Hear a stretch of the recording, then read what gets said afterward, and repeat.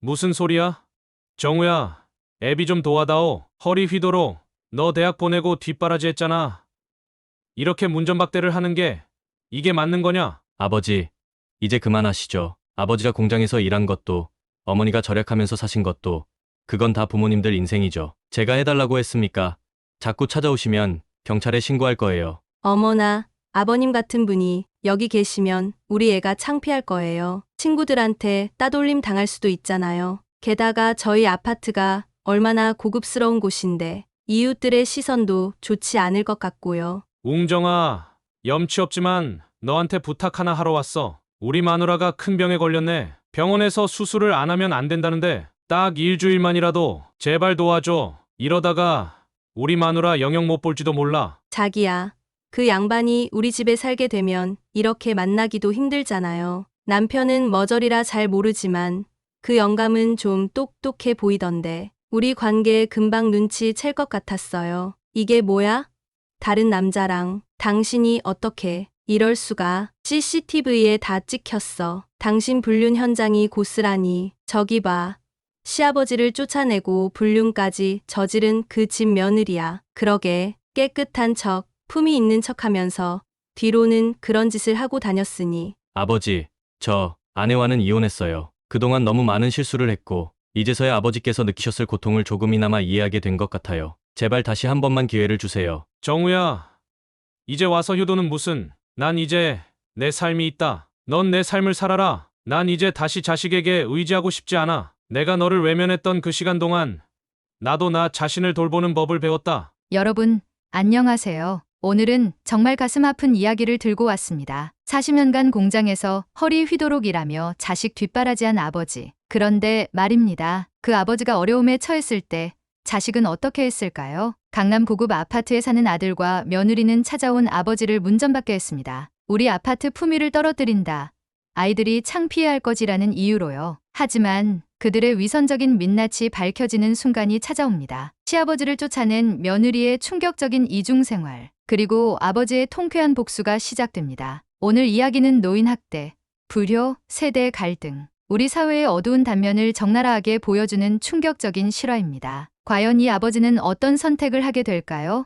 지금 시작합니다. 내 이름은 강병철이다. 올해로 70이 됐다. 창밖으로 흩날리는 벚꽃을 바라보며 나는 매일 아침 혼자 식탁에 앉아 밥을 먹는다. 작년에 떠난 당신이 얼마나 그리운지 30해 동안 매일 아침 건네주던 따뜻한 미소가 이제는 흐릿한 사진 속에만 남아있다. 여보, 오늘도 잘 지내고 계시죠? 식탁 위 사진 속 아내의 얼굴을 바라보며 중얼거린다. 늘 그랬듯이 대답은 없다. 단지 사진 속 그녀의 미소만이 내게 말을 걸어올 뿐. 퇴직한 지도 어느덧 5년. 공장에서 보낸 40년이란 세월이 마치 어제 일처럼 선명하다. 허리가 휘도록 일했지만 그때는 참 행복했다. 우리 민우를 키우는 재미로 하루하루가 즐거웠으니까. 아버지, 전 꼭 성공할 거예요. 그때는 아버지, 어머니 고생 안 하시게 할게요. 어릴 적 민우가 했던 그 말이 아직도 귓가에 맴돈다. 그래, 내 말대로 너는 성공했다. 이제는 강남 한복판에서 호의호식하는 대기업 임원이 되었으니. 하지만 왜일까? 가슴 한켠이 이리 허전한 건 텃밭으로 나가 상추를 살피며 하루를 시작한다. 아내가 떠난 후로 이 작은 텃밭이 내 유일한 낙이 되었다. 풀을 뽑고 물을 주고 자라나는 채소들을 보며 위안을 얻는다. 때론 혼자 깔깔 웃기도 하고 때론 하염없이 눈물을 흘리기도 한다. 병철이, 병철아. 멀리서 누군가 부르는 소리에 고개를 돌렸다. 김영배였다. 40년 지기 중마고이자 공장에서 함께 일했던 친구다. 오랜만에 보는 그의 얼굴이 유난히 어둡다. 영배야, 웬일이야 이렇게 갑자기? 병철아, 나 좀 도와줘. 그의 떨리는 목소리에서 절박함이 묻어났다. 나는 그때 알지 못했다. 이 만남이 내 인생에 돌이킬 수 없는 전환점이 될 거라는 걸. 평화로웠던 내 노후가 송두리째 흔들리게 될 거라는 걸. 우리 마누라가 큰 수술을 받아야 하는데 병원비가 없어서 그의 눈에서 눈물이 흘러내렸다. 1년 전 아내를 병으로 잃은 나는 그의 심정이 너무나 잘 이해됐다. 수술비가 없어 사랑하는 사람을 잃는다는 건 그보다 더한 고통이 있을까? 얼마나 필요한데? 5천만 원만 있으면 망설임 없이 통장을 꺼냈다. 퇴직금과 아내의 보험금을 합쳐 겨우 모아둔 돈이었다. 하지만 이보다 더 가치 있게 쓸 곳이 어디 있을까? 40년 우정과 한 사람의 생명을 살리는 일이라면 고마워, 병철아. 진짜 고마워. 꼭 갚을게.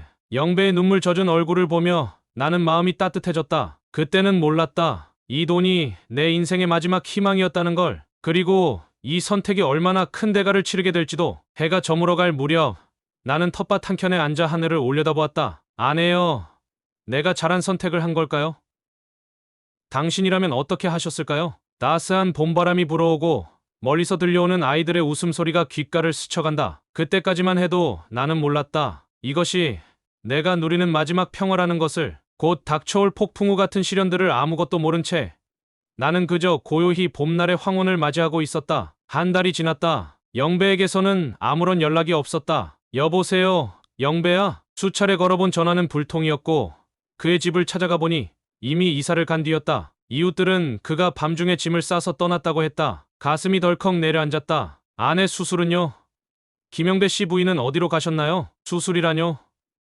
아줌마는 3년 전에 돌아가셨는데. 그 순간 내 다리에서 힘이 빠져나갔다. 귓가에서 윙윙거리는 소리가 들렸다. 40년 지기 친구가 죽은 아내를 핑계로 날 속였다는 사실이 믿기지 않았다. 아버님, 괜찮으세요? 이웃집 아주머니가 부축해 주었지만 내 마음은 이미 천길 낭떠러지로 떨어지고 있었다. 평생 모은 돈, 그리고 아내의 보험금까지 모든 것이 한순간에 사라져버렸다. 집으로 돌아오는 길, 편의점 앞에서 발걸음이 멈췄다. 라면 하나를 살 돈도 없다는 것을 깨달았다. 통장 잔고는 바닥이었고 냉장고에는 텃밭에서 가꾼 상추 몇 입만이 달랑 남아있었다. 민우야, 아들 생각이 났다. 마지막 희망이었다. 대기업 임원인 아들이라면 늙은 아버지를 도와줄 수 있지 않을까?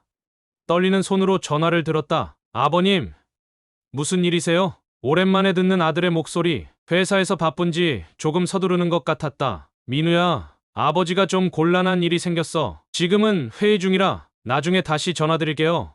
뚝, 전화가 끊겼다. 서운했지만 이해하려 했다. 바쁜 아들이니까 그래도 희망은 있었다. 아들은 분명 나중에 전화할 거야. 하지만 그날도, 다음 날도, 그 다음 날도 아들의 전화는 오지 않았다. 결국 나는 용기를 내어 강남의 아들 집으로 향했다. 깔끔한 정장 차림의 젊은이들 사이로 걸어가는 내 모습이 초라하게 느껴졌다. 누구시죠? 현관문을 연 며느리의 눈빛이 차가웠다. 수정아, 나야, 시아버지, 어머, 아버님. 이런 때 갑자기 오시면 어떡해요? 저희 집 앞에서 이러시면 다른 주민들이 뭐라고 생각하겠어요? 며느리는 현관문을 반쯤 닫은 채 날 밖에 세워두었다. 마치 더러운 것을 대하듯 거리를 두었다. 민우는, 여보, 아버님이 오셨어요. 잠시 후 나타난 아들의 얼굴에도 반가움은 없었다. 그저 당혹스러움만이 가득했다. 아버님, 갑자기 왜 오신 거예요? 전화라도 하고 오시지. 아들아, 아버지가 좀 어려운 일이 생겼어. 떨리는 목소리로 영배의 이야기를 털어놓았다. 사기를 당했다는 것, 이제 생활이 막막하다는 것을. 그래서 아버님이 원하시는 게 뭐예요? 아들의 차가운 목소리에 나는 순간 말문이 막혔다. 그러니까 제가 돈을 달라는 거예요? 제가 번 돈으로? 아니, 그게 아니라 아버님, 전 제 힘으로 여기까지 온 거예요. 아버님이 해주신 거?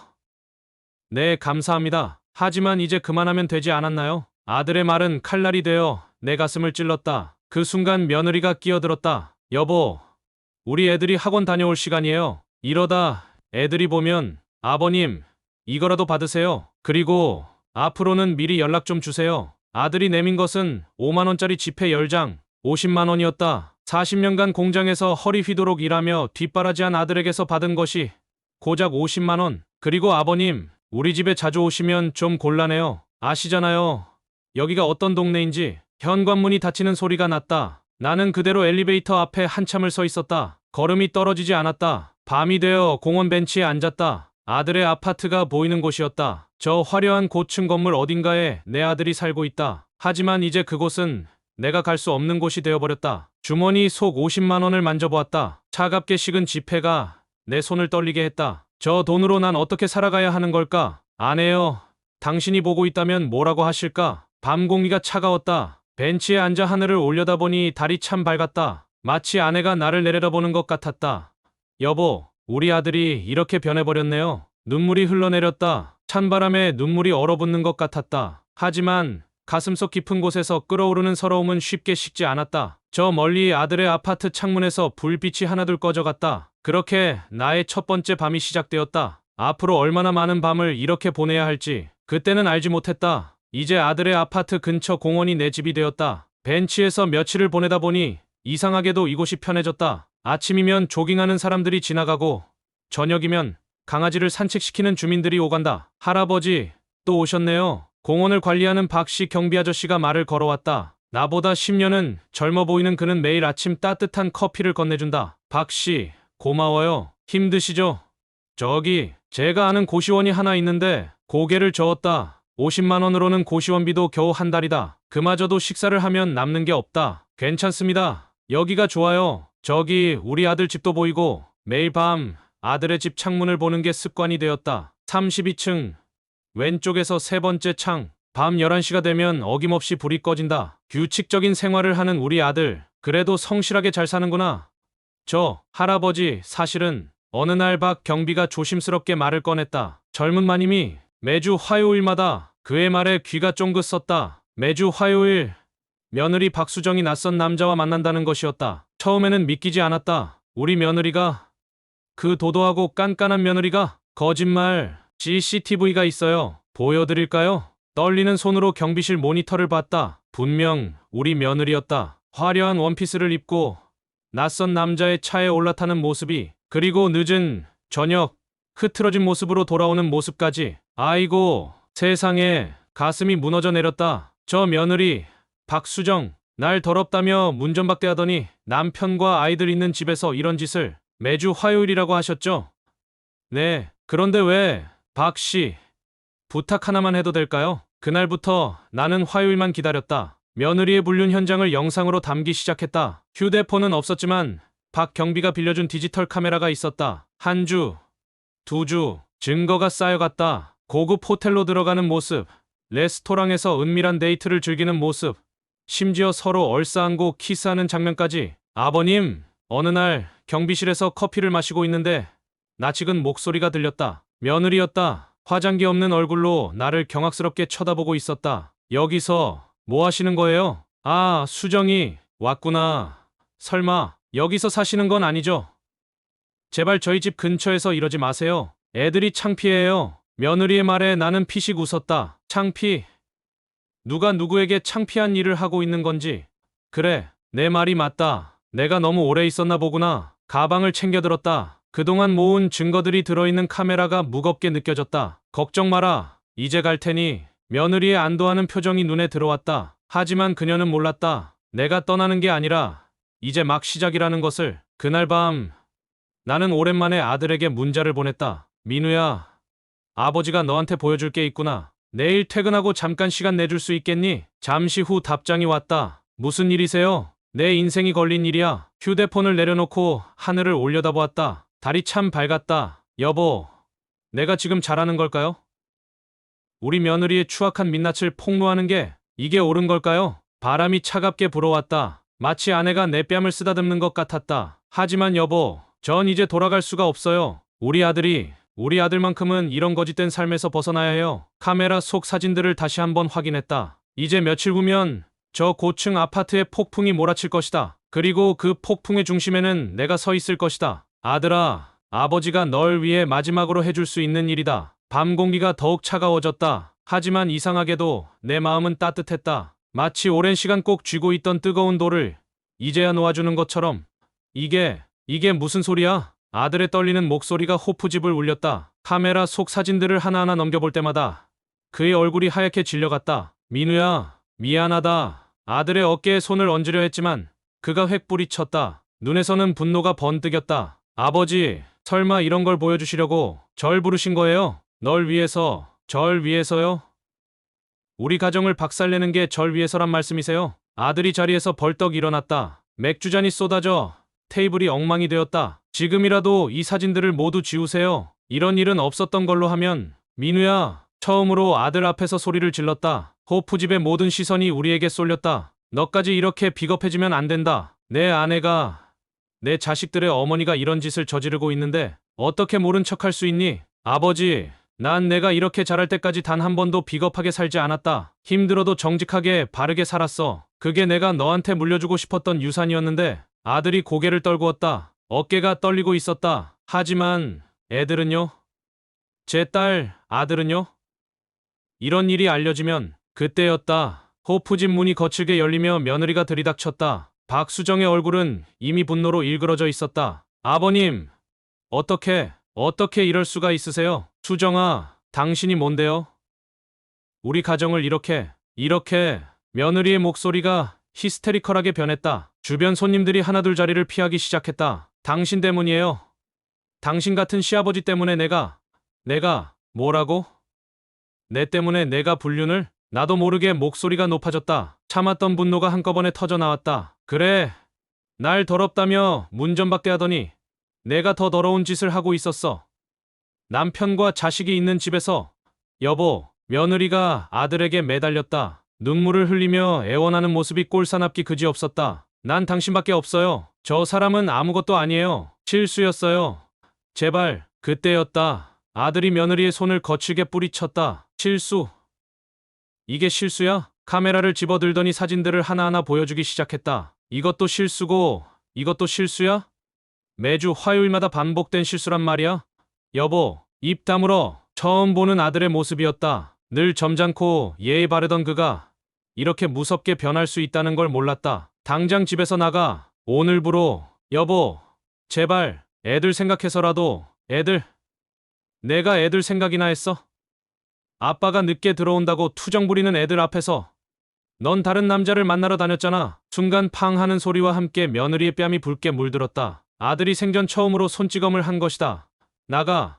당장. 며느리는 흐느끼며 호프집을 뛰쳐나갔다. 주변이 쥐 죽은 듯 조용해졌다. 아버지. 아들이 털썩 주저앉았다. 그의 어깨가 흐느낌으로 떨리고 있었다. 이제 어떡하죠? 전 어떡하면 좋죠? 아들을 끌어안았다. 어린 시절 무릎을 다쳐 울던 그 시절처럼 아들의 등을 토닥였다. 괜찮다. 아들아, 아버지가 있잖니. 밤이 깊어갔다. 호프집 창 너머로 보이는 하늘에는 구름이 잔뜩 끼어 있었다. 곧 폭풍우가 몰아칠 것 같았다. 하지만 이상하게도 내 마음은 맑았다. 비록 아들의 가정은 무너졌지만 이제야 진실이 밝혀진 것이다. 거짓된 행복보다는 고통스러운 진실이 낫지 않은가? 여보, 제가 잘한 걸까요? 중얼거리듯 말했다. 아내의 대답은 들리지 않았지만 왠지 그녀도 내 선택을 이해해줄 것 같았다. 폭풍은 생각보다 더 거세게 몰아쳤다. 며느리의 불륜 사실이 아파트 전체에 퍼지는 데는 채 하루도 걸리지 않았다. 경비실 CCTV 영상이 유출된 것이다. 내가 한 일은 아니었다. 아마도 그동안 며느리의 오만방자한 태도에 불만이 쌓였던 누군가의 소행이었으리라. 저기 봐. 저 여자야. 아니, 어떻게 저럴 수가. 애들은 어쩌고. 엘리베이터를 탈 때마다 수군거리는 소리가 들렸다. 한때 도도하게 이웃들을 무시하던 며느리는 이제 모든 주민의 손가락질 대상이 되었다. 그리고 마침내 그날이 왔다. 아버지, 큰일 났어요. 아들이 새벽에 달려왔다. 얼굴이 하얗게 질려 있었다. 수정이가 자살을 시도했대요. 가슴이 덜컥 내려앉았다. 아무리 며느리가 잘못을 저질렀다고 해도 죽음까지는 바라지 않았다. 병원 응급실. 며느리는 다행히 목숨을 건졌다. 수면제를 과다 복용했지만 호텔 직원이 일찍 발견한 덕분이었다. 당신 아버지 때문이에요. 며느리가 희미한 목소리로 말했다. 아들의 시선이 차갑게 나를 향했다. 만족하세요? 이제 됐어요? 민우야, 전 이제 아버님의 아들이 아닙니다. 아들이 등을 돌렸다. 그의 뒷모습이 점점 멀어져 갔다. 병원을 나와 공원 벤치에 앉았다. 머릿속이 복잡했다. 내가 한 일이 정말 옳았던 걸까? 그때였다. 강병철 씨. 나 지금 목소리에 고개를 들었다. 믿을 수 없는 광경이었다. 40년 지기 친구 김영배가 헐레벌떡 달려오고 있었다. 영배야, 미안하네. 정말 미안해. 그의 손에는 두툼한 봉투가 들려 있었다. 도박 빚에 쫓기고 있었어. 자네 돈으로 빚을 갚고 도망쳤지. 하지만 매일매일이 지옥 같았네. 자네 생각만 하면. 영배의 눈에서 눈물이 흘러내렸다. 이게 자네 돈이야. 이자까지 다 계산했어. 떨리는 손으로 봉투를 받았다. 5천만 원. 그리고 이자까지. 내 모든 재산이 그대로 돌아온 것이다. 그런데 왜일까? 기뻐야 할 이 순간에 가슴 한켠이 더욱 아파왔다. 영배야. 왜? 난 방금 돌이킬 수 없는 실수를 한 것 같아. 친구의 어깨에 기대어 울었다. 나는 결국 아들의 가정을 무너뜨린 것이다. 복수심에 눈이 멀어 모든 것을 망쳐버렸다. 그때 휴대폰이 울렸다. 발신자는 박경비였다. 할아버지, 큰일 났습니다. 젊은 마님이. 왜? 무슨 일이야? 지금 아파트 옥상에 올라가셨어요. 위험해 보입니다. 심장이 멎는 것 같았다. 영배의 차를 빌려 아파트로 달려갔다. 옥상에 도착했을 때 며느리는 이미 난간 밖에 서 있었다. 병원 가운 차림 그대로였다. 수정아, 오셨네요, 아버님. 바람이 거세게 불었다. 며느리의 병원 가운이 바람에 휘날렸다. 이제 만족하시죠? 전 이제 끝났어요. 남편도, 아이들도, 모든 게 내려와라. 수정아, 왜요? 절 그렇게 미워하시면서 미워하지 않는다. 내 말에 며느리가 놀란 듯 뒤돌아보았다. 난 그저 우리 민우가 거짓된 삶을 살지 않길 바랐을 뿐이야. 하지만 내 방식이 잘못됐던 것 같구나. 한 걸음 한 걸음 며느리에게 다가갔다. 내가 잘못한 것은 맞다. 하지만 난 더 큰 잘못을 저질렀어. 증오와 복수심으로 모든 걸 망쳐버렸으니까. 이제 며느리와의 거리가 한팔길이었다. 수정아, 우리 다시 시작하자. 이번에는 진실된 모습으로. 며느리의 눈에서 눈물이 흘러내렸다. 그리고 아버님, 그녀가 내 품으로 뛰어들었다. 꽉 끌어안았다. 며느리의 몸이 떨리고 있었다. 그때 옥상 문이 열리며 아들이 뛰어들어왔다. 수정아, 아들도 달려와 우리를 끌어안았다. 세 사람은 한동안 그대로 서로를 껴안은 채 울었다. 하늘에서는 어느새 비가 내리기 시작했다. 마치 우리의 눈물을 씻어주듯.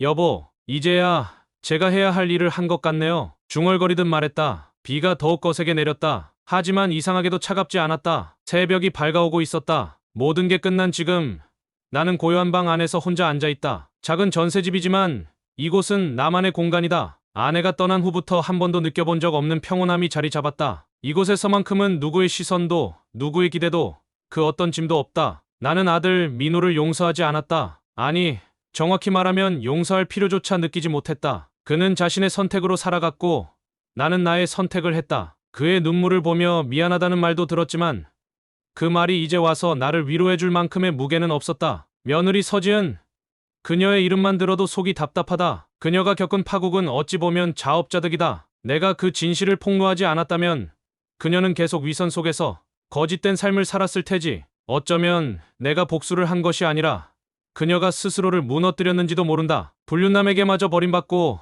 어디서 어떻게 살고 있는지 모른다는 소식을 들었을 때 아무런 감정도 느끼지 않았다. 그저 아무것도. 그리고 40년 지기 친구, 그가 돌아와 돈을 갚겠다고 했을 때 나는 처음에는 거절하고 싶었다. 그 돈이 돌아온다 해도 이미 나는 모든 것을 잃었으니까. 하지만 그는 울며 고개를 숙였고 나는 결국 그 돈을 받아 작은 집을 얻을 수 있었다. 그 집에서 나는 새로운 시작을 맞이했다. 그것이 그의 속죄라면 받아들이는 것도 내 몫이었겠지. 민우는 여전히 나를 찾아온다. 아버지, 함께 살아요. 저도 너무 늦은 거 아는데 그래도 다시 가족이 되면 안 될까요?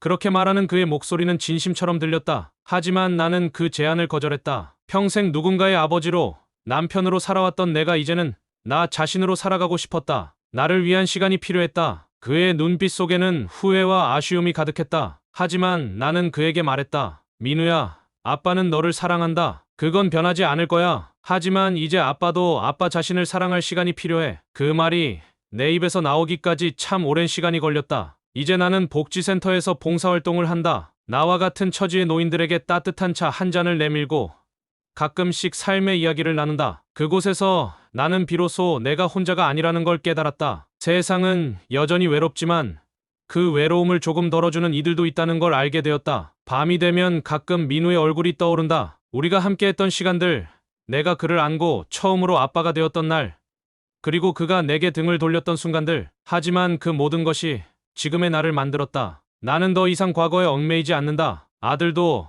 며느리도, 친구도, 그리고 나 자신도. 내 이름은 강병철이다. 나는 70세 노인이고 이제야 나답게 살아가는 법을 배워가고 있다. 인생의 황혼에 비로소 나는 나 자신이 되어간다. 아직 외로움은 남아있지만 그 외로움조차 나의 삶의 일부로 받아들일 수 있을 것 같다. 민우야, 아빠는 괜찮다. 너도 내 삶을 살아라. 우리 모두 각자의 삶을 살아가는 거니까. 나는 창문을 열고 하늘을 본다. 별은 없었지만 고요하고 차분한 밤이었다. 이제는 나도 그 고요 속에서 나만의 별을 찾아야 할 시간이다. 그리고 나는 그렇게 또 한 번 내일을 기다린다. 자, 여러분, 오늘 이야기 어떠셨나요?